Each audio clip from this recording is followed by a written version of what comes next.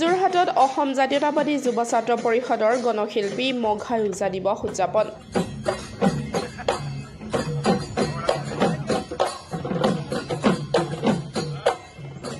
যোৰহাটত গণশিল্পী মঘাই ওজা দিৱস উদযাপন। অসম জাতীয়তাবাদী যুৱ ছাত্ৰ পৰিষদে বিগত বৰ্ষকেইটাৰ দৰে এইবাৰো যোৰহাটত গণশিল্পীগৰাকীৰ দিৱস দিনজোৰা কাৰ্যসূচীৰে উদযাপন কৰিছে।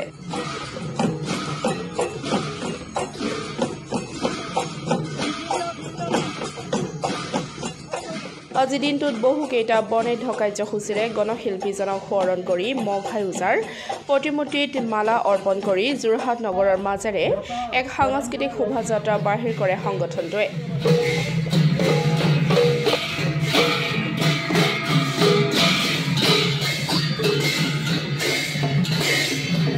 লগতে প্ৰতি বছৰৰ দৰে এইবাৰো মঘাই ওজা বঁটা প্ৰদান কৰিব।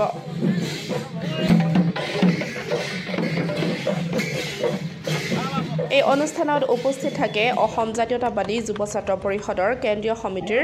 বিষয়ববীয়াৰ লগতে যোৰহাট জিলাৰ ৰাইজ।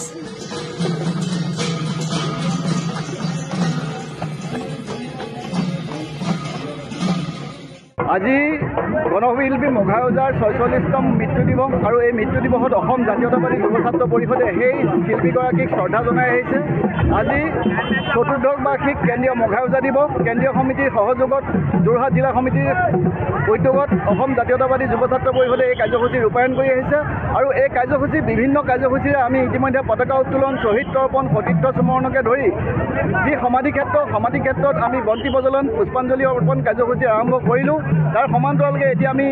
প্ৰতিমূৰ্তিত মাল্যাৰ্পণ কাৰ্যসূচী আৰম্ভ কৰিছোঁ। ইয়াৰ পাছতে আমাৰ এখন মুকলি সভা থাকিব আৰু সেই মুকলি সভাখনত আমি মঘাই ওজাক স্মৰণ কৰাৰ লগতে অসমৰ প্ৰেক্ষাপটত বিভিন্ন আলোকপাত হ'ব আৰু তাৰ সমান্তৰালকৈ চতুৰ্দশ বাৰ্ষিক মঘাই ওজা বঁটা প্ৰদান কৰা হ'ব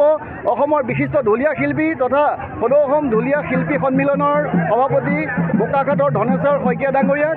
আৰু তাৰ সমান্তৰালকৈ যোৱা বছৰৰ পৰা অসম জাতীয়তাবাদী যুৱ ছাত্ৰ পৰিষদে শৈক্ষিক ন্যাস বঁটাও প্ৰদান কৰিছে। এবাৰ দ্বিতীয় বৰ্ষৰ বাবে আমি যোৰহাটৰ এগৰাকী অতি দৰিদ্ৰ পৰিয়ালৰ ছাত্ৰীক আমি এই শৈক্ষিক ন্যাসৰ বঁটা প্ৰদান কৰিম। গতিকে এই কাৰ্যসূচীত আমাৰ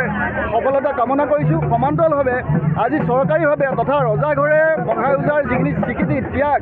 বা আমাৰ ঢোল সংস্কৃতিক বিশ্ব দৰবাৰত প্ৰতিষ্ঠা কৰাৰ পাছতো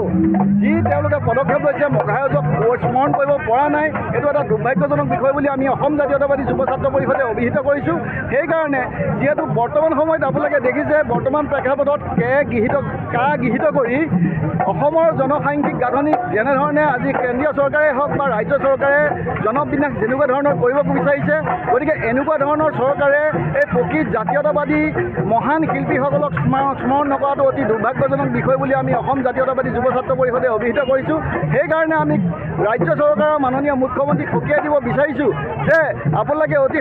সময় থাকোঁতেনে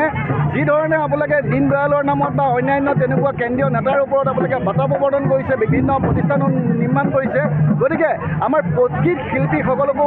মৰ্যাদা দিবৰ কাৰণে আমি অসম জাতীয়তাবাদী যুৱ ছাত্ৰ পৰিষদে দাবী জনাইছোঁ। অসম জাতীয়তাবাদী যুৱ ছাত্ৰ পৰিষদৰ সৌজন্যত পৰিষদৰ যোৰহাট জিলা সমিতিৰ উদ্যোগত প্ৰতি বছৰৰ দৰে এই বছৰো মঘাই ওজা দিৱসী দিনজোৰা কাৰ্যসূচীৰে অনুষ্ঠিত কৰা হৈছে আৰু আজিৰ এই শুভ দিনটোত আমি অসম জাতীয়তাবাদী যুৱ ছাত্ৰ পৰিষদে গণশিল্পী মঘাই ওজাক শ্ৰদ্ধাৰে কৰিছোঁ। এটা কথা দুখ আৰু ক্ষোভেৰে আমি ক'ব খোজোঁ যে মঘাই ওজাক আজিৰ এই দিনটোত স্মৰণ কৰা একমাত্ৰ সংগঠনটোৱে হৈছে অসম জাতীয়তাবাদী যুৱ ছাত্ৰ পৰিষদ। আনহে নালাগে গণশিল্পী মঘাই ওজাক চৰকাৰেও যেনেধৰণে স্বীকৃতি বা গুৰুত্ব দিব লাগিছিল আজি প্ৰতি নিদিলে। বিধানসভাত অলপতে আপোনালোকে দেখিছে যে যোৰহাটৰ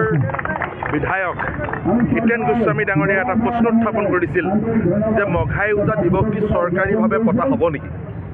মঘাই ওজা বঁটা চৰকাৰীভাৱে বা কেন্দ্ৰীয়ভাৱে প্ৰদান কৰা হ'ব নেকি, এটা প্ৰশ্ন উত্থাপন কৰিছিল বিধানসভাত আৰু বিভাগীয় মন্ত্ৰীয়ে ক'লে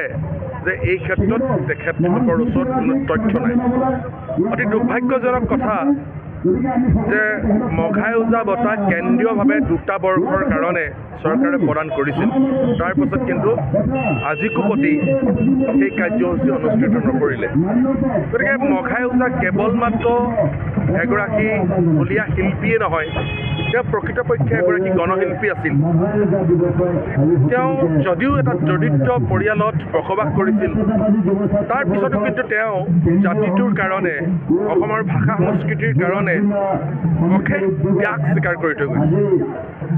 গণশিল্পী মঘাই ওজাই হেমাংগ বিশ্বাস ভূপেন হাজৰিকাৰ দৰে স্বনামধন্য ব্যক্তিসকলৰ লগত ভাৰতীয় গণনাট্য সংঘৰ জৰিয়তে অসমত এক বিপ্লৱ সৃষ্টি কৰিছে আনহেনে লাগে তেওঁ ঢোলৰ মালিতাই মঘাই ওজাই যেতিয়া অসমীয়া বাঙালী মাজৰ মাজত সংঘাত হৈছিল তেতিয়াও মঘাই ওজাই ঢোলৰ মালিতাই সমাজখনক একত্ৰিত কৰিবলৈ চেষ্টা কৰিছিল গতিকে মঘাই ওজা যি অসমৰ সমাজ জীৱনলৈ যি অৱদান সেই অৱদান আমি পুনৰ শ্ৰদ্ধাৰে কৰিছোঁ আৰু চৰকাৰকো মই আহ্বান জনাইছোঁ যে মঘাই ওজাক এনেধৰণে অপমান কৰা তেওঁলোকৰ নৈতিক অধিকাৰ নাই